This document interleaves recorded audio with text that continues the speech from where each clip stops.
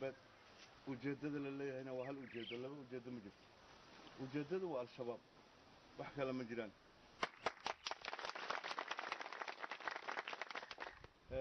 waxaan idin keenaynaa haddii ilaah yidhaahdo maalmaha soo socda tuuti kulli dhammaan ciidanka loo keeni doono waxaa kaloo jira rag idinka tagaa jira oo ilaa iyo 70 nin oo idinka soo tagtay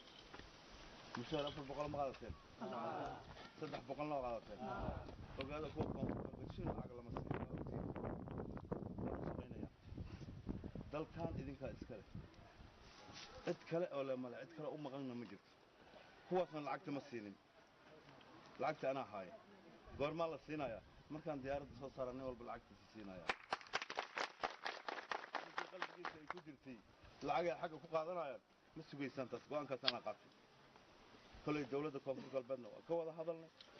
dibaana loo soo celinaa intay ku soo noqonayaan go'aan kalena waa la gaaray ninkii dambe oo soo baxo inta markaan soo celino ninkii ka soo taga qorigana waa laga qaadaa xabsina waa mutaysanaa ciidankana ma ku soo noqonayo